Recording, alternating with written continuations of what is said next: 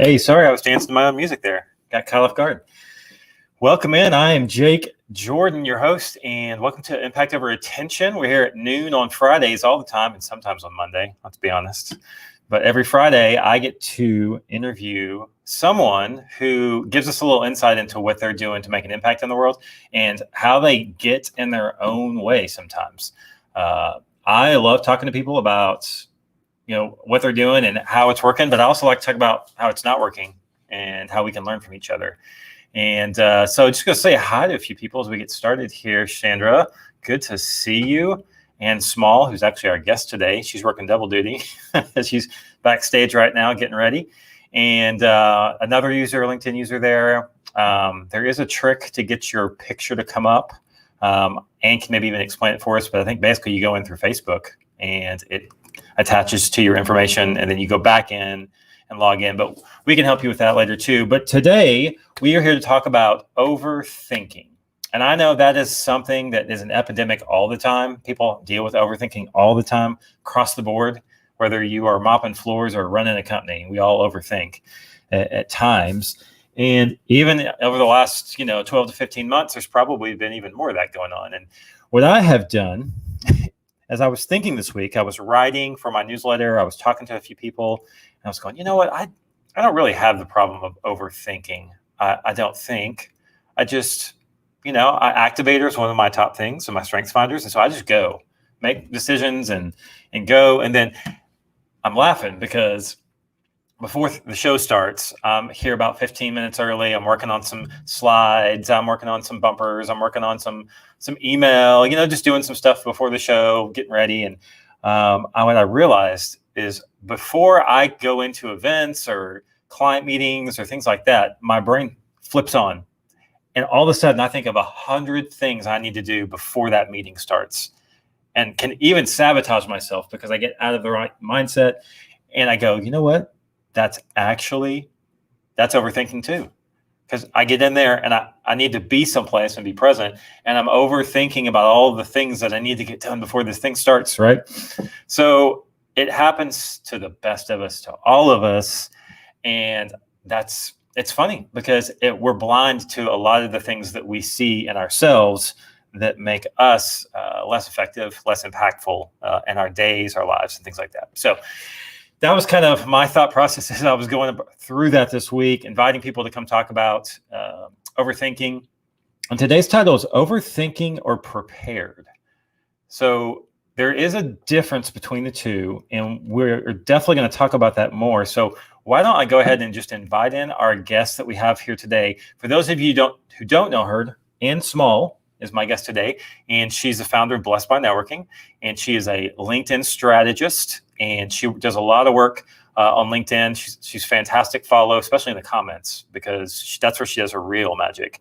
And anyway, we're just going to welcome her in and say hi. Ann, what's going on, Ann? How are you today? Hello there, Jake. Really happy to be here today, not just in the comments. Yeah, it's great to have you on the screen with me here because you've got a lot of good stuff to share. So, and you and I have worked together for coming up on a couple of years now, if we haven't passed that already. And when we were working together with on Blessed by Networking to start, right away you told me very quickly you were an overthinker, right? It's one of the first things you told me. Is I like to overthink things.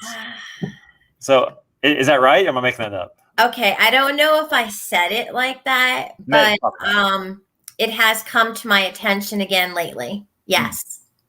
Okay. Yeah. So define that for me. What's an overthinker, or what is overthinking? Okay. Well, I mean, being prepared, we all know is really important, right? We need to know our goals. Like we need to know how much time we have for our goals. But when do we go past that and start say ruminating, like just spinning on ideas? And at least for me, it's like the more you know, the more things that there is to think about. And so that's what I tend to do, especially being in social media. It's like there's all these new trends, but I can do this, but I can do that. You gotta put a stop on that. And that's one of the issues that I'm really dealing with right now that I was hoping we could dive into today. I would love to hear what everyone wants to say in the comments. So as far as overthinking, Yep. Overthinking, is that like worrying, guys? What are your thoughts there? Is overthinking like worrying? Yeah, let us know in the comments. What would be your definition of overthinking? And then secondly, what areas do you overthink in? Right. So for me personally, I overthink about events is the closest word I can come to. But if there's something where we got to show up and be prepared and do something and present something or anything like that, any of the areas of my life like that, I tend to overthink about. What about you? Okay, so it's funny that you brought this up. I used to be very task oriented. Mm-hmm. And I like the idea of having this like set thing that I needed to do so I didn't overthink. I knew exactly what I needed to do. But then over time, as I became goal oriented and more of like, we'll call it like a visionary with ideas. Okay. Oh man, overthinking from everything from what I should post to events to even getting stuck on pixels. Like how many people here look at those pictures? Like you just like keep looking at them like for a better and a better and a better one, or Canva. Holy cow, there's so much to do there. Yeah. And you kind of border on perfectionism too, I think, which is part of an overthinking type mentality. And let's see, I'm looking here on my phone. AC looks like is that LinkedIn user. AC says catastrophizing. Wow, that's a big word. You're gonna tell us more what that means in the in the comments there. What does catastrophizing look like? So yeah, so we can spend a lot of time wanting to do things well, and we talked a little bit about this. We were kind of like yesterday. We were just kind of chatting about it, going, what should we really talk about? What should we dig into? And you and I came up with a couple ways that people can overthink, or even some reasons, and we'll get to that towards the end. But like in the beginning, what are some reasons that you might be overthinking to begin with? Yeah. So, yes, we were talking about this yesterday, and I can think of a bunch of reasons why I overthink. One of them we started to talk about just now, which is like the more you know, the more experienced you are, the more you know is out there. So, like I saw Debbie Saviano, Women's Leadership Live, talking about this lately, and some other people. The more that they got to know, it's like, where do you draw the line? And so for me, yes, that's tempting. What I've learned to do, which me and you were talking about, is have my goals and have a set time. So the goals are prioritized. I need to accomplish X, Y, Z. How much time do I have to accomplish them in? Because if I go past that time on that goal, chances are I'm overthinking. Yeah, there's a law or a concept that says you expand to the amount of time that you have, right? And so if we give ourselves a certain amount of time, we almost always 99% of the time get the work done to a good enough level to even call it done. But we tend to always just go, oh, if I have 3 hours to do this, you'll take all 3 hours, when it really you may only need 30 minutes to do that. So tell us about a time recently, if you can, where you didn't put a time frame on something and it just spun out for you. Well, this is my current struggle right now. And it's funny that you said I mentioned it years ago, because I don't remember mentioning it. But right now, in the midst of being in several different businesses and more things growing, I am there at this moment. So let me give you an exact example. Okay. Clubhouse. Yeah. Clubhouse, I jumped on 1 week just to check it out. And before I knew it, I was like, hey, Jake, why don't we talk about God-centered success and just see who pops on? How cool. Mm-hmm. But then you want to promote it. And then you want to invite people. And then you want your bio to look like what? And it just, where do you draw the line? So every Tuesday, we talk about God-centered success, and we have a club now, because after a few weeks, it did turn into a club, and that's awesome. Mm-hmm. And it did take some preparation. Great, right? But now we're at the point where we have templates and we don't need to be fooling around with graphics, and we should be just thinking about what we're going to talk about and putting a set amount of time there. That's what I've had to do the last few days. Last week was so awesome. Our guest, Sandy Alcorn, was so amazing. So this week I was like, oh my gosh, what am I going to do? How am I going to get somebody that amazing? And I started going there, and I was like, you know what? We're just going to talk. This is to help people. That's the purpose. So now starting like yesterday, Jake, because I talked to you about this topic, Yeah. I have put aside a time to work on God-centered success on Clubhouse. Oh, nice. Gotcha. So I was at a lunch yesterday, of Christian leaders, and the guy said, if you can name it, you can tame it. So if you can put a name on it and a time frame on it, then you can take care of it. There's something about your brain that when you go, this is time to do this, it'll take care of business for you. It's crazy. Yeah.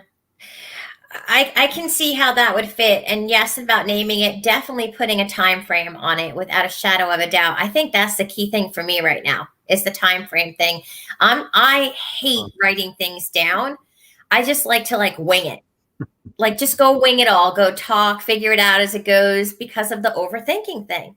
Mm-hmm. Because it bogs me down, like I was saying about Clubhouse. So you think that bogs you, like the fact that you know that you overthink causes you to wing it instead? Yes. Oh, that's interesting. So that's a technique, right? to not do it, which is to avoid it altogether, right? Yeah. Totally. Like lots of people do that. I avoid things that I don't like. Well, there's a time and a place, right? Because if I know that, say I'm speaking on a topic Mm-hmm. and I know what I'm going to be talking about, I don't need to spend hours on that specific thing, writing and doing all this different stuff, right? Right. And that's where the priorities come in and going, I need to accomplish blank. I have this much time. I mean, we all have to make a living. We also want to have a balance with family life, right? How do we make that happen? If we get stuck overthinking on one thing, it's not all going to happen. Yeah. So the time frame is really important. I also think a big thing is you're looking at stuff like, say, I'm going to use LinkedIn right now because you said about being a LinkedIn strategist. Right. The content people are putting up is like mind blowing. The graphics are amazing. Everything's leveled up. Yep. Social media has gotten more complicated. So what's the temptation to do better? Mm-hmm. My post isn't good enough. It has to look better. I have to add more. I've got to learn this instead of just getting the message across. So like I would say for myself, what is the message that I need to get out on what days and how much time do I have to put on that? What is the purpose of what I'm doing? Right. Yeah. Well, we talked about yesterday and we didn't, I don't know if we exactly came to the exact same thought process here. So let's just talk it out again here. Is a lot of overthinking to me feels like worry, but obviously they're not the exact same thing. But Sandy over here in the comments said, that, her overthinking hits during creative processes in my business, but also more so during conflict. And so I'll be overthinking the situation so much when there's a problem. And to me, that sounds a lot like worry, because when we have a problem with someone, we're worried about the outcome or the things that could happen moving forward, right? So tell me a little bit more about worry versus overthinking, or what are your thoughts on that? Okay. So, I mean, worry can have a lot to do with, everything. Overthinking for me personally, this doesn't just mean like this isn't the dictionary, it's Ann Small here. Sure. Overthinking for me is more about my goals and my work because of trying to be a perfectionist. Like, okay. I've got to do this perfectly. I'm supposed to be an expert at this. It can't be halfway. So it's not just like about worrying about my sick kid. It's this like push, this drive, like I've got to do it just right. Right. Yeah. And I know when I'm starting to overthink now. I found the clue. Okay. You want to hear it? Yeah, because triggers are important. And when you can find that, that's game changing. Okay. So when I start to lose my peace, it's not just about when I'm not accomplishing my goals. I do have to look back at that and set a time on it. Sure, absolutely. Yeah, but when I start to lose my peace, right? I mean, a lot of people know with Blessed by Networking and stuff like that my faith is a big part of what I am and who I, everything that I believe. But in general, when I start to lose my peace, God didn't say life would be easy, right? But he said with him, all things are possible. Right. So that means I should have the grace to do what I'm doing. Mm-hmm. If I'm falling out of that grace, and I'm trying harder and harder and harder and harder, chances are I'm stuck in myself and I'm overthinking. It's like time for a timeout there. Yeah, that's so good. And I love that answer for Christians you can go, I got to get back to God, right now, because I'm off kilter. I'm not feeling peaceful about this. And we can all feel that, but you don't have to be a Christian to know that feeling either. It's just, gosh, something doesn't feel right here, and it's a time to stop down. So what do you do in those situations when it's like, my peace has been rattled in some way? What works? What helps you? I'd like to see that in the comments. Maybe we can bring up some banners of what people their go-tos are. When you start to lose your peace or find yourself overthinking, what do you do? Yeah, and I'm going to put these good comments up while you're talking here too. So go ahead and tell me a little bit. And also if you're tuning in on Facebook, please put Facebook, in the comments. Jake will be able to see it. We'll get back to you. But that's not showing on LinkedIn, and we're gonna see that you guys are there. So basically, okay, yes, going to God, prayer time. For me, it's praise music. It's like there's something about praise that breaks everything and like gets things back on like track. But praise can also be gratitude. It can also be taking some time out to just think about something else. Take a 15-minute time out. Maybe you want to meditate on some of your blessings. Maybe you do yoga. Maybe you have quotes that help you. Whatever your thing is that gets you out of the funk to get back in tune. Right. Yeah, I love that. And gratitude is a popular way to step into something quickly. And I practice gratitude as well. I love to start my day with that and understand what is it that I get to be thankful for today. And then I think that's a great way. So yeah, in the comments, I would love to hear how y'all handle when your peace is broken. When something breaks down and you're just not feeling at peace, what do you do? Personally, I walk. And I will know how stressful my day is by how many walks I took. Because it's my go-to, because I work from my house. I get out, so I have client meetings, I do things, but I'm largely, standing here at my desk, my standing desk, and doing stuff. And if I have one walk, it's a good day, because I love to walk. So it's a good day when I get to walk. But if I have 7 walks, it means there's something going on I need to dig into deeper and figure out, gosh, there's a lot rumbling around. So Jennifer, you praise your way through it. Love that. Awesome. What else? Anything else, Ann, that you find? Yeah, I saw Kevin Ham put Underthinking. I would like to hear more about that. What's your take on that, Jake? What's Underthinking? Is that my winging it thing? Yeah, that sounds like an insult from my high school teacher telling me, Jake, you're a classic Underthinker. Just go wing it. So Ann makes fun of me, and she also helps. So I don't think she's just like beat me up because I move quickly, and a lot of times one of her pet peeves is grammar, spelling, things like that in my social post, and she will literally go, Jake, you need to fix this. Jake, you need to fix this. Jake, and I appreciate it so much, but that's the Underthinking for me. It's just go. Steph's got. You got to do something else. Thanks for hopping in, Kevin. We appreciate it. Oh, is that what he said? Okay. Yeah. It's funny that you brought that up, because you're like the third person this week that said, and I really appreciate how much you follow up, but I hate it. I can't stand it, but I need it. And I was just like, that's great, I guess. So yeah. Well, good for them for saying that, but I appreciate it. I don't hate it. I know it's a weakness. But overthinking, yes, you're going to lose your peace. And I think that, the big things here, like, let's talk 3 tips, let's think of some go-tos, right? For sure. So prioritize what you have to do. What are your goals? Have that down. Put a time frame on them. And I would say another big one is make sure you're not over committed. Because when you're putting down those goals and you're putting down those time frames, are they realistic? One time I was working with Debbie Mrazek, and she did this thing for me. Jake, you might remember how many hours it was. It was a crazy amount of hours, like 180 straight. where I had to document every minute of what I was doing. And I thought she was nuts. Oh my gosh, now that's where that overthinking thing years ago came in. You're right, because she had me do that exercise. Yeah. Oh man. You didn't like that. Anyway, I had to write down everything that I was doing. And after, when I looked back, I was like, look at all the time I'm spending on blank. Wow, no wonder why I have no time. No wonder why I'm not getting stuff done. Yes. Yep. Exactly. It's so true. That's a popular exercise, is just to write down what you're doing. Sorry, my dog's growling at something out the window.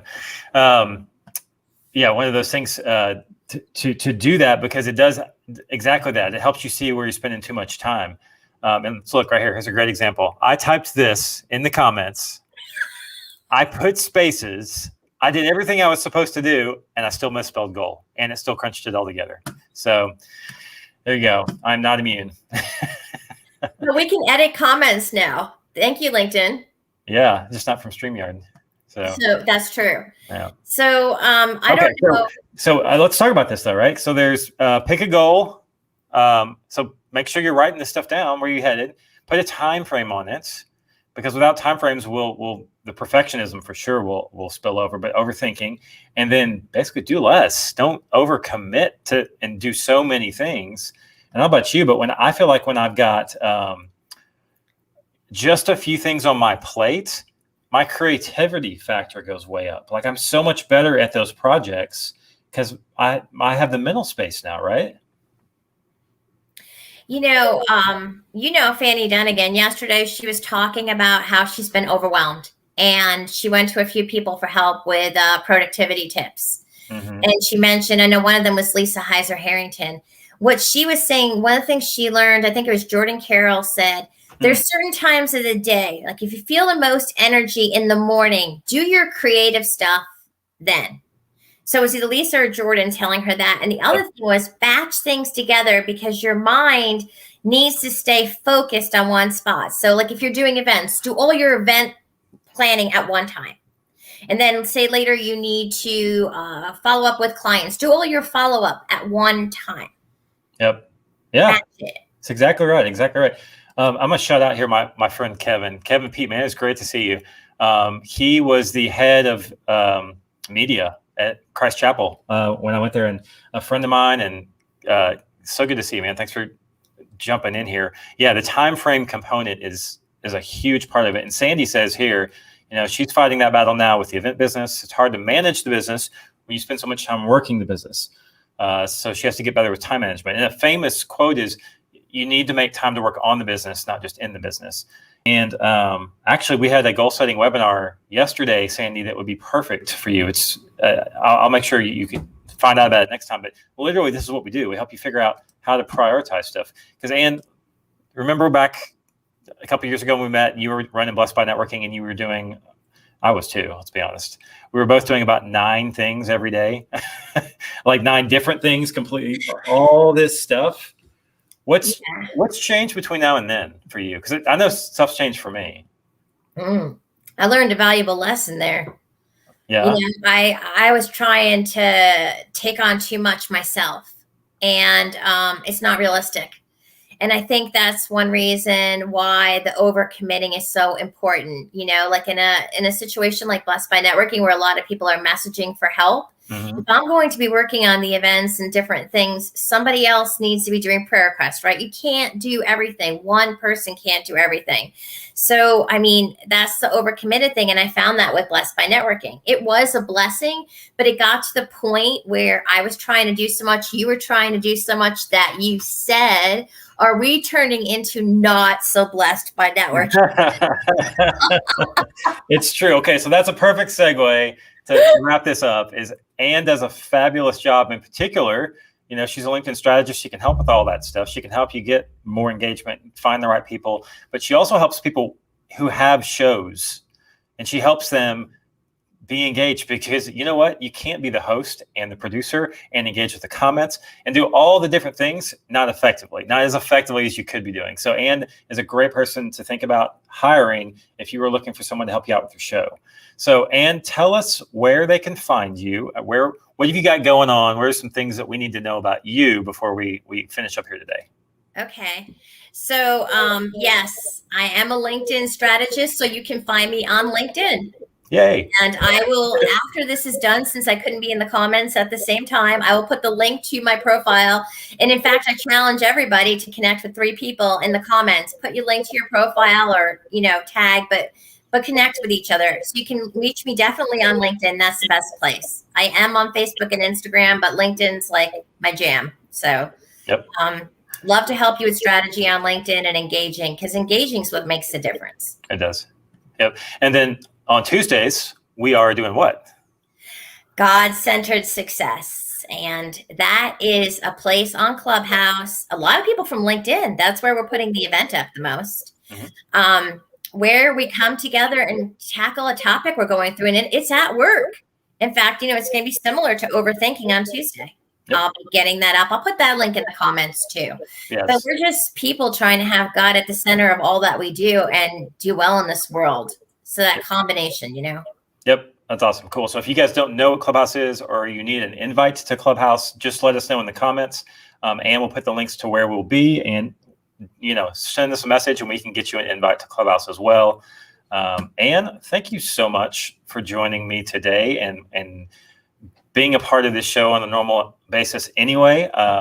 If you guys have any questions afterwards, I'm sure she's happy to engage. But I'm going to leave you with this today is, if you are not happy, if your peace is broken, take some time to pray, to praise, to be grateful, go for a walk, do something, but get in the habit of taking that time to recognize that and reset, because that's where a lot of this stuff we talked about today that hits us still today happens. So Ann, anything else before we go off here? Just that after this, there will be a recording. So you can go back and watch it. You can put comments in afterwards and share it with your friends so that we can all stay in touch and help each other out. Yep. Awesome. Well, thanks everybody for coming today. We'll see you next Friday.